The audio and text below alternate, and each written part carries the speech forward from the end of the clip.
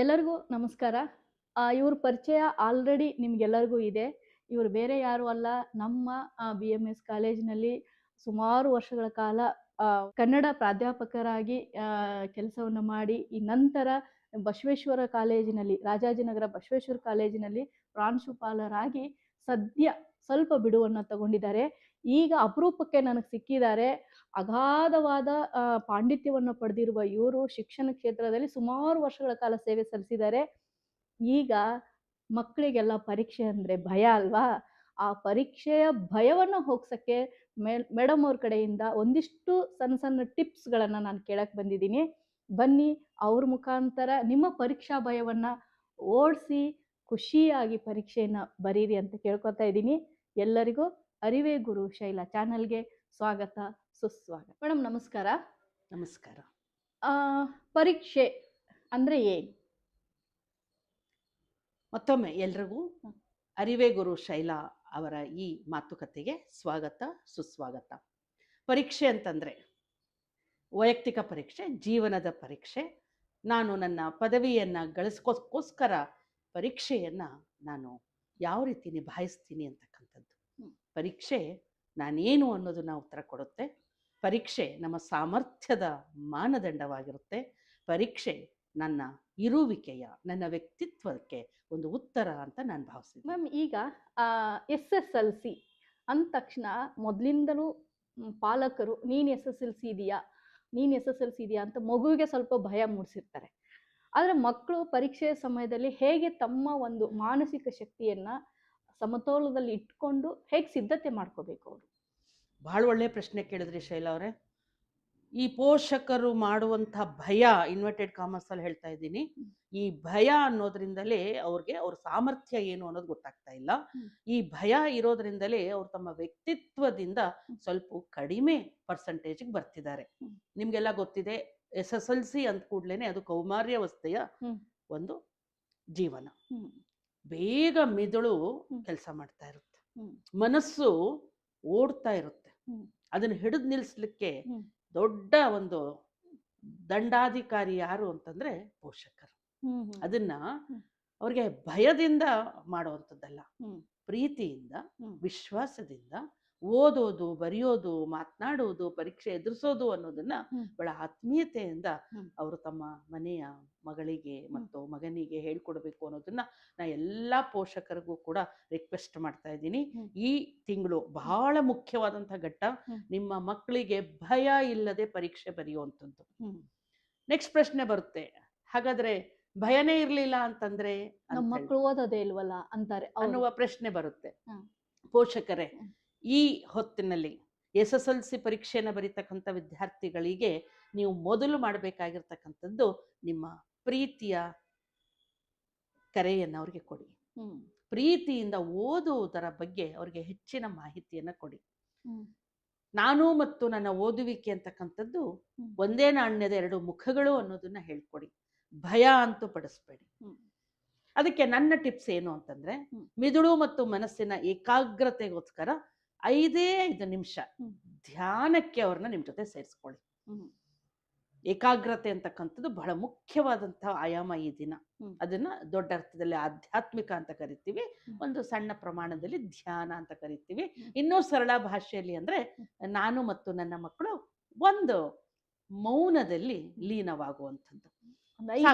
5 ನಿಮಿಷ ಮನಸ್ಸು ಮತ್ತು ಮಿದುಳನ್ನ ಕೇಂದ್ರೀಕರಿಸಲಿಕ್ಕೆ ಬೇಕಾದಷ್ಟು ವ್ಯಾಯಾಮಗಳು ಬಂದಿದೆ, ಬೇಕಾದಷ್ಟು ಒಂದು ಅಂಗ ಚಲನೆಯನ್ನ ಬಂದಿದೆ. ಆಯ್ತು, ನಿಮಗೆ ಅವರು ಮೌನವಾಗಿ ಇರಲ್ಲ ಅಂತ ಅನ್ಸಿದ್ರೆ ಒಂದು ಶ್ಲೋಕವನ್ನ, ಒಂದು ವಚನವನ್ನ ಹೇಳಿದ್ರು ಕೂಡ ಏಕಾಗ್ರತೆ ಬಂದೇ ಬರುತ್ತೆ ಅನ್ನೋದು ನನ್ನ ಅನುಭವದ ಮಾತು.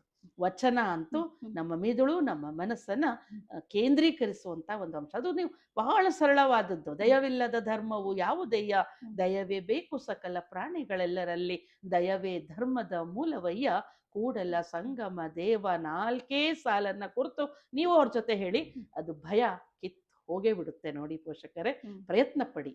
ಮೊದಲನೆಯ ಅಂಶ. ಇನ್ನೊಂದು ಮ್ಯಾಮ್, ಈಗ ಮಗು ಇದೆಲ್ಲ ಮಾಡುತ್ತೆ, ಕೂತ್ಕೊಳ್ಳೋಕೆ ಸಿದ್ಧತೆನ ಮಾಡ್ಕೊಳುತ್ತೆ. ಕೂತ್ಕೊಂಡ ನಂತರ ಈ ಒಂದು ಮಗು ಕೂತ್ಕೊಂಡ ತಕ್ಷಣ ನನಗೆ ಇರೋದು 6 ಸಬ್ಜೆಕ್ಟು, ನಾನು ಮೊದಲು ಯಾವುದು ಓದಲಿ? ನಾನು ಹೆಂಗ್ ಅದನ್ನ ಇದನ್ನ ಓದ್ತಾ ಇದ್ರೆ ಅದನ್ನ ಓದ್ಬೇಕನ್ಸುತ್ತೆ, ಅದನ್ನ ಓದ್ತಾ ಇದ್ರೆ ಇದನ್ನ ಓದ್ಬೇಕನ್ಸುತ್ತೆ. ಅದು ಹೇಗೆ ಅದನ್ನ ಅದು ಕನ್ಸಿಡರ್ ಮಾಡೋದು? ನನಗೆ ಮೊದಲು ಇದನ್ನ ಓದ್ಬೇಕು, ನಂತರ ಇದನ್ನ ಓದ್ಬೇಕು, ನಾನು ಹೆಂಗದು ತಿಳ್ಕೊಳ್ಳೋದು ಹೇಗೆ? ನೋಡ್ರಿ, ಇಷ್ಟೊತ್ತು ನಾನು ಮಾತಾಡಿದ್ದು ಪೋಷಕರು ಹ್ಮ್. ಮಕ್ಕಳನ್ನ ಪ್ರೀತಿಯಿಂದ ಕಾಣುವಂಥದ್ದು. ಈಗಿನ ಪ್ರಶ್ನೆಗೆ ಹ್ಮ್. ಮೊದಲೇ ಶಿಕ್ಷಕರು ಹ್ಮ್. ಪ್ರಿಪರೇಟರಿ ಎಕ್ಸಾಮ್ಗಳಿರುತ್ತೆ, 3 ತಿಂಗಳು 6 ತಿಂಗಳದ್ದು ಸೆಮಿಸ್ಟರ್ ಎಕ್ಸಾಮ್ಗಳಿರುತ್ತೆ, ಅವಾಗಲೇ ತಯಾರು ಮಾಡಿರ್ತಾರೆ. ಮಾಡಿ. ಇವತ್ತೇನ್ ಬಿಡಿ, ಎಲ್ಲಾ ಶಿಕ್ಷಕರು ಕೂಡ ಹ್ಮ್. ತರಬೇತಿ ಶಿಕ್ಷಕರಾಗಿರೋದ್ರಿಂದ ಹ್ಮ್. ಅವ್ರಿಗೆ ಮೊದಲೇ ಗೊತ್ತಿರುತ್ತೆ ಸರಳದಿಂದ ಕಠಿಣತೆಗೆ ಹೋಗುವಂಥದ್ದು, ಸಿಂಪಲ್ ಟು ಕಾಂಪ್ಲೆಕ್ಸ್ ಅಂತಕ್ಕಂಥದ್ದನ್ನ ಎಲ್ಲ ಶಿಕ್ಷಕರು ಕೂಡ ಕಲ್ತಿರ್ತಾರೆ. ಹ್ಮ್. ಹಾಗಾಗಿ ಶಿಕ್ಷಕರು ಮೊದಲೇ ಹೇಳ್ಕೊಟ್ಟಿರ್ತಾರೆ SSLC ಬರೀತಕ್ಕಂಥ ವಿದ್ಯಾರ್ಥಿಗಳಿಗೆ ಹ್ಮ್. ಸರಳತೆಯಿಂದ ಕಠಿಣತೆಗೆ ನೀನು ಹ್ಮ್. ಪುಸ್ತಕಗಳನ್ನ ಇಟ್ಕೊಟ್ಕೊಂಡು ಹೋಗಿ ಅಂತ ಹೇಳಿ. ಹ್ಮ್. ವಿದ್ಯಾರ್ಥಿ ಮಿತ್ರರೇ, ಹ್ಮ್. ನಿಮ್ಮ 6 ಸಬ್ಜೆಕ್ಟ್ ಅಲ್ಲಿ ನಿಮಗೆ ಬಹಳ ಪ್ರಿಯವಾದಂತ ಸಬ್ಜೆಕ್ಟ್ ಯಾವುದು ಹ್ಮ್. ಅದನ್ನ ಮೊದಲು ತಗೊಳ್ಳಿ. ಓ. ಮೊದಲು ಪ್ರೀತಿಸಿ. ಈಗ ಹಾ. ನಿಮ್ಗೆ ಮ್ಯಾಥಮೆಟಿಕ್ಸ್ ತುಂಬಾ ಇಷ್ಟ, ಹ್ಮ್. ಅದನ್ನ ಮೊದಲು ತಗೊಳ್ಳಿ. ನಿಮಗೆ ಹಿಸ್ಟ್ರಿ ಬಹಳ ಮುಖ್ಯ, ಅದನ್ನ ಮೊದಲು ತಗೊಳ್ಳಿ. ಅಥವಾ ಲ್ಯಾಂಗ್ವೇಜಸ್ ತುಂಬಾ ಸುಲಭ ಅನ್ಸುತ್ತೆ ನಿಮಗೆ, ಅದನ್ನ ತಗೊಳ್ಳಿ. ಮೊದಲು ಸರಳವಾಗಿರುವ ನಿಮ್ಗೆ ಇಷ್ಟವಾದಂತ ಸಬ್ಜೆಕ್ಟ್ ಅನ್ನ ತಗೊಳ್ಳಿ. ಹ್ಮ್. ಒಂದು ದಿವಸಕ್ಕೆ ಹ್ಮ್. 6ರಿಂದ 7 ಗಂಟೆಗಳ ಕಾಲ ಓದುವಂಥದ್ದು ಪ್ರಯತ್ನ ಮಾಡಲೇಬೇಕು. ಈ ತಿಂಗಳು ಹೇಳ್ತಾ ಇದ್ದೀನಿ ನಾನು.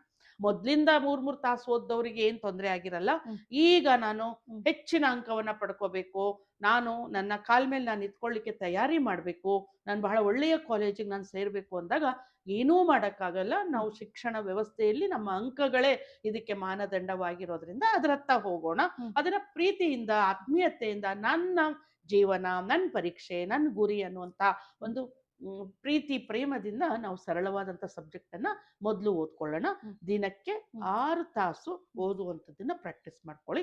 6 ತಾಸು ಅಂದ್ಕೊಳ್ಳಿ ಒಂದೇ ಕಡೆ ಕುತ್ಕೊಂಡು ಓದೋದಲ್ಲ. ಹ್ಮ್. ನಿಮ್ಗೊಂದ್ 3 ತಾಸು ಆದ ಕೂಡ ಯಾವ್ದೋ ಬೇರೆ ಚಾಪ್ಟರ್ ಕಠಿಣ ಅನಿಸ್ತಾ ಇದೆಯೋ, ಗಟ್ಟಿ ಓದು ಅಂತಿದೆ, ಜೋರಾಗಿ ಓದ್ಕೊಳ್ಳಿ. ಹಾ. ಆಮೇಲೆ ನನ್ನ ಅನುಭವ ಏನು, ಒಂದೇ ಜಾಗದಲ್ಲಿ ಓದ್ಬೇಕು, ಜಾಗ ಬದಲಾಯಿಸ್ಬೇಡಿ.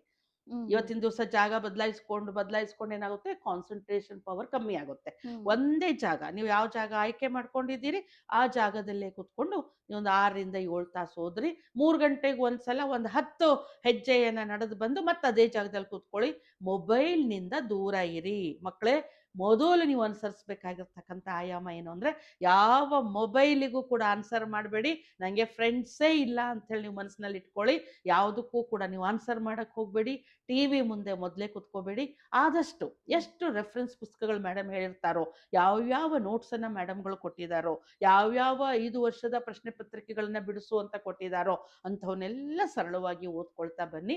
ಇಡೀ ನಿಮ್ಮ ಏಕಾಗ್ರತೆ ಹೇಗಿರ್ಬೇಕು, ನಿಮ್ಮ ಮನಸ್ಸು, ಮೆದುಳು, ನಿಮ್ಮ ದೇಹ ಯಾವುದಕ್ಕೆ ಒಗ್ಗಬೇಕು ಅಂತ ಹೇಳಿದ್ರೆ, ನನ್ನ ಪಾಠ, ನನ್ನ ಉತ್ತರಗಳು, ನಾನು ಏನು ಓದಬೇಕು, ಎಲ್ಲರಿಗಿಂತ ಹೆಚ್ಚು ಅಂಕಗಳನ್ನ ನಾನು ಬಹಳ ಆಸೆಯಿಂದ ತಗೋಬೇಕು, ಮತ್ತೆ ಸುಲಭವಾಗಿ ತಗೋ ಹತ್ರ ಹೋಗ್ಬೇಕು ಅಂತಂದ್ರೆ ನಿಮ್ಮ ಟೆಕ್ಸ್ಟ್ ಬುಕ್ ನಲ್ಲಿ ಏನಿದೆಯೋ ಅದನ್ನ ಕಂಪ್ಲೀಟ್ ಅರ್ಥ ಮಾಡ್ಕೊಂಡು ನೀವು ಅಲ್ಲಿರ್ತಕ್ಕಂಥ ಕಂಟೆಂಟ್ ಅನ್ನ ತಗೊಳ್ಳಿ.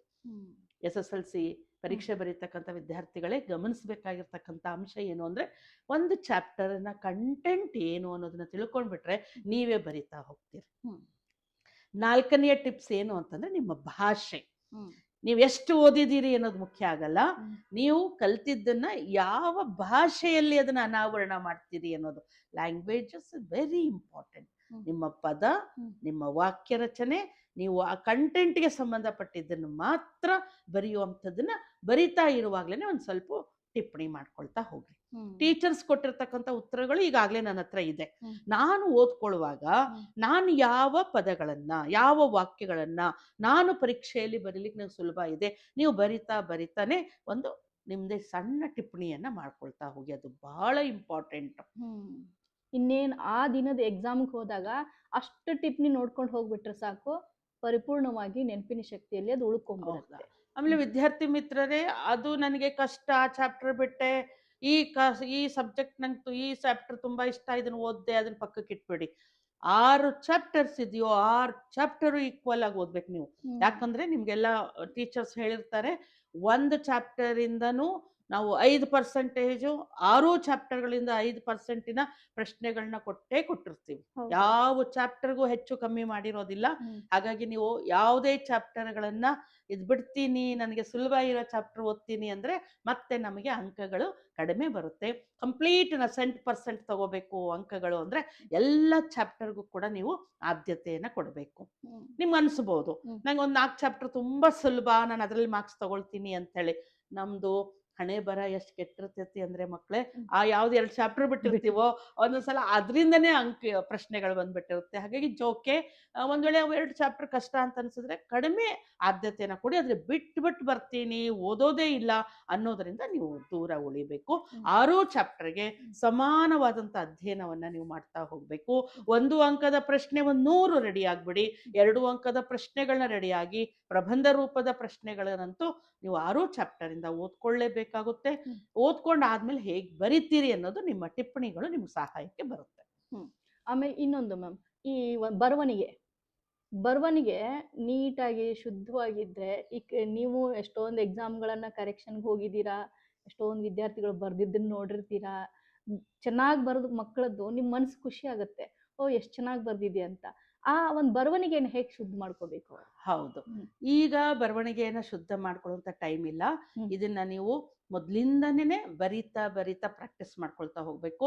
ನಮ್ಗೆಲ್ಲ ಗೊತ್ತಿದೆ, ವ್ಯಾಲ್ಯೂಯೇಷನ್ ಮೌಲ್ಯಮಾಪನ ಮಾಡುವ ಜಾಗದಲ್ಲಿ ಕುತ್ಕೊಂಡು ಯೋಚನೆ ಮಾಡಿ.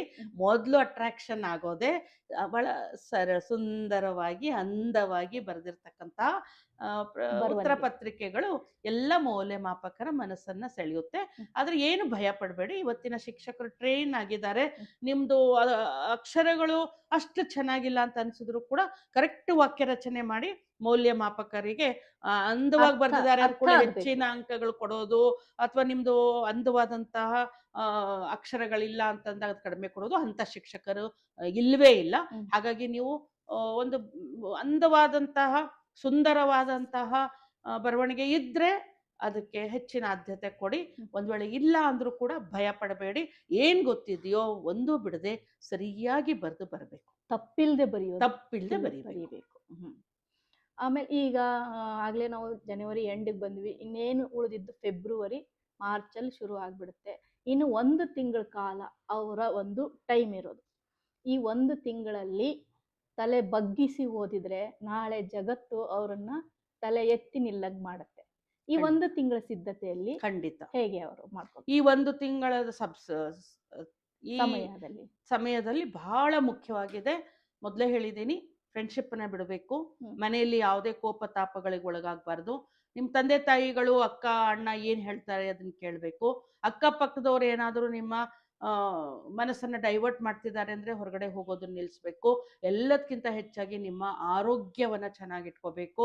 2 ತಾಸಾದ್ರೂ ನೀವು ಒಂದಿಷ್ಟು ನನಗೆ ನಮ್ಮ ಬಯಾಲಜಿ ಮೇಡಮ್ ಹೇಳ್ತಾ ಇದ್ರು, ಈರುಳ್ಳಿಯನ್ನ ತಿಂದ್ರೆ ನೆನಪಿನ ಶಕ್ತಿ ಜಾಸ್ತಿ ಅಂತ ಹೇಳ್ತಿದ್ರು. ಓದೋ ಜಾಗದಲ್ಲಿ ಪುದೀನಾ ಸೊಪ್ಪನ್ನ ಇಟ್ಕೊಂಡು ಪುದೀನಾ ಸೊಪ್ಪಿನ ಸುವಾಸನೆಯನ್ನ ತಗೊಳ್ತಿದ್ರೆ ನೆನಪಿನ ಶಕ್ತಿ ಜಾಸ್ತಿ ಅಂತ ಹೇಳ್ತಾ ಇದ್ರು. ಏಕಾಗ್ರತೆಯಿಂದ ಓದಿದ್ರೆ ಅದು ನಿಮ್ಮ ನೆನಪಿನಲ್ಲಿ ಉಳಿಯುತ್ತೆ ಅಂತಿದ್ರು. ಇವೆಲ್ಲ ನಮ್ಮ ಮೇಡಮ್ ನಮಗೆ ಕೊಟ್ಟಿರ್ತಕ್ಕಂಥ ಟಿಪ್ಸ್. ನೀವು ಅದನ್ನ ತಗೊಳ್ತಾ ಹೋಗ್ಬೋದು. ಹೆಚ್ಚು ತಿನ್ನೋದನ್ನ ನಿಲ್ಲಿಸ್ಬೇಕು, ಹೆಚ್ಚು ಊಟ ಮಾಡೋದನ್ನ ನಿಲ್ಲಿಸ್ಬೇಕು, ಜಂಕ್ ಫುಡ್ಗಳನ್ನ ತಗೊಳ್ಳೋದನ್ನ ನಿಲ್ಲಿಸ್ಬೇಕು. ಆದಷ್ಟು ಏಲಕ್ಕಿ ಬಾಳೆಹಣ್ಣನ್ನ ತಿಂತಾ ಬನ್ರಿ, ಸೌತೆಕಾಯಿಯನ್ನ ಹೆಚ್ಚು ತಗೊಳ್ರಿ, ಈರುಳ್ಳಿ ಜಾಸ್ತಿ ತಗೊಳ್ರಿ, ಟೊಮ್ಯಾಟೊ ಜಾಸ್ತಿ ತಗೊಳ್ರಿ, ಮೊಳಕೆ ಬಂದಿರತಕ್ಕಂಥ ಕಾಳುಗಳನ್ನ ನೀವು ತಗೊಂಡ್ರೆ ನೆನಪಿನ ಶಕ್ತಿ ಜಾಸ್ತಿ ಇರುತ್ತೆ. ನಿಮಗೊಂದು ಓದ್ಲಿಕ್ಕೆ ಸಂತೋಷವನ್ನ ಕೊಡ್ತಕ್ಕಂಥ ಈ ಎಲ್ಲ ಟಿಪ್ಸ್ ಅಂತ ಹೇಳಿ ನಾನು ಭಾವಿಸಿದ್ದೀನಿ. ಸ್ವಲ್ಪ ಕಡಿಮೆ ಆಹಾರವನ್ನ ಉಪಯೋಗಿಸಿ ಹೆಚ್ಚಿನ ಓದುಗಾರಿಕೆಗೆ ಅಧ್ಯಯನಶೀಲತೆಗೆ ಗಮನವನ್ನ ಕೊಡ್ತಾ ಬನ್ನಿ. ಈ ತಿಂಗಳು ಒಂದು 8 ಗಂಟೆಗಳ ಕಾಲ ನೀವು ಓದೋದು ಬಹಳ ಮುಖ್ಯ. ಬರೇ ಓದ್ತಾ ಕೂತ್ಕೊಳ್ತೀನಿ ಅನ್ನೋದಲ್ಲ, ಒಂದು 6 ತಾಸಾದ್ರೂ ನೀವು ಒಳ್ಳೆ ಸೊಗಸಾದಂತಹ ನಿದ್ದೆಯನ್ನ ನೀವು ಮಾಡಬೇಕು.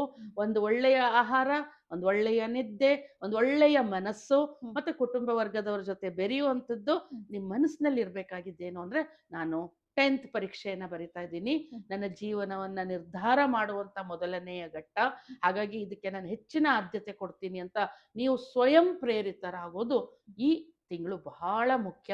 ನಾನು ಕೋಟೆಡ್ ಆ್ಯಂಡ್ ಅಂಡರ್ಲೈನಲ್ಲಿ ಹೇಳ್ತಿದ್ದೀನಿ, ಸ್ವಯಂ ಪ್ರೇರಿತರಾಗಬೇಕು. ನಮ್ಮ ಫ್ರೆಂಡ್ಸೇ ನಮ್ಮನ್ನ ಕೆಡಿಸ್ತಾ ಇರ್ತಾರೆ, ನಮ್ಮ ಫ್ರೆಂಡ್ಸೇ ನಮಗೆ ಹಾದಿ ತಪ್ಪಿಸ್ತಾ ಇರ್ತಾರೆ. ಯಾರನ್ನ ಕ್ಲೋಸ್ ಫ್ರೆಂಡ್ಸ್ ಅನ್ಕೊಂಡಿರ್ತೀವೋ ಅವರೇ ನಮ್ಮ ನೋಟ್ಸನ್ನು ತೊಗೊಂಡೋಗಿ ಕೊಡೋದಿಲ್ಲ.